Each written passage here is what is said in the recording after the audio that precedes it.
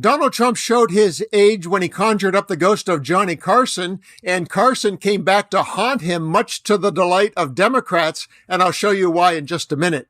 Have a listen to the impromptu rally moment that surely left younger attendees scratching their otherwise impressionable heads. You remember that guy? When I first ran, it was like 2015, thinking about running. I was going to run. I went on his show, right? And he goes, The Tonight Show, which is dying. They're all dying. Where's Johnny Carson? Bring back Johnny. It made you appreciate, right, Uncle Sam? We are just 18 seconds in, and let's review. Talking about fracking made ADD Donald think of that guy, Jimmy Fallon. Fallon made him think of Johnny Carson, and stay tuned because I have Carson's response from the beyond.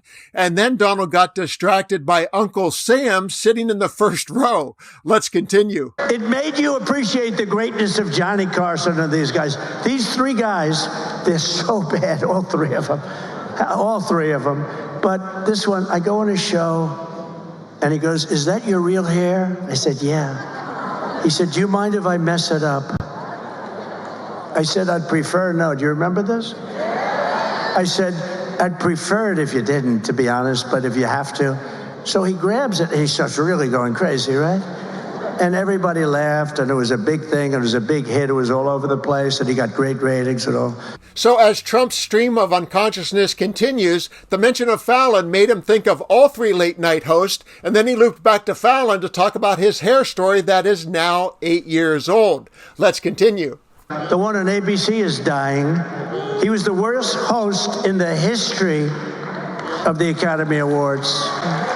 Remember I did that? Remember I wrote I put a truth. Everybody should go to Truth immediately. And by the way, we also love Elon, I have to tell you. But remember in the Academy Awards, I said how he's the worst host in the history of the Academy Awards. And this stupid guy goes up, and just before the Best Picture of the Year, the show is almost over. They're waiting for the Best Picture of the Year. He gets up and he says, and his wife said, please don't do it. Please, darling, don't go out. His manager said, don't do it. I have to do it. He goes out and reads my truth to the entire audience right before the best prime time, the Best Picture. And it said basically, he is the worst host in the history. He reads the whole thing. And then I think he said something like, ha, ha, ha, he thinks he bothers me, or some crap like that. I said, he's one of the dumbest human beings ever. He should have listened to his wife. What a dope. But all three of them are bad. The hatred. You know, it's supposed to be comedy. It's hatred. It's like terrible. But they're dying. And did anyone see the Gutfeld for last week? And then the Donalds disconnected dots connected Jimmy Kimmel, and Elon Musk got a random mention with not even a thread of connection to the story, and Greg Gutfeld appears as the cherry on the bottom of the Trump word salad. So why is Donald Trump's mention of Johnny Carson trending today? It's because Trump has apparently forgotten that he was the butt of many Johnny Carson jokes, and the internet is having a field day resurfacing them. Consider this the best of Carson featuring the worst of Trump. I think things tonight are going a little far. I understand Governor Clinton and Jennifer Flowers are going to be on studs.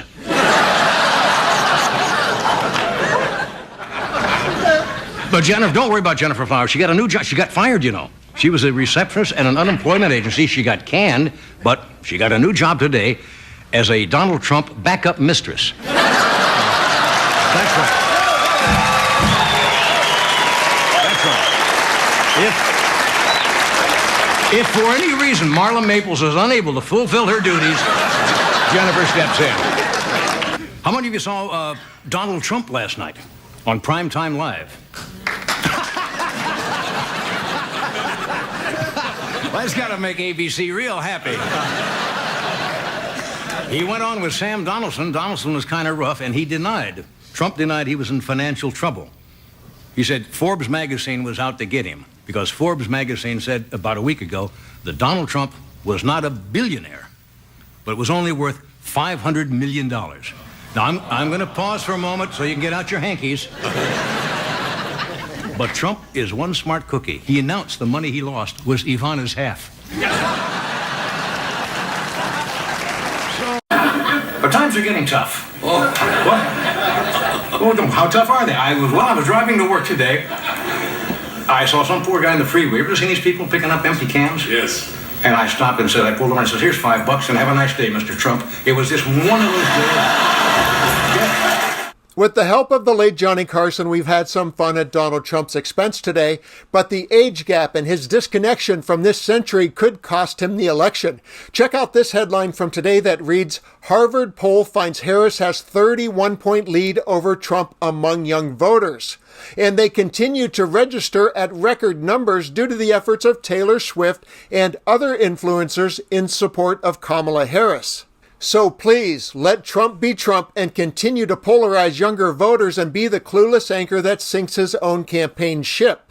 In fact, next time one of his rally crowds breaks into the racist chant of send them back, I hope he breaks out a reference of this other historic television character to remind American voters exactly who he is.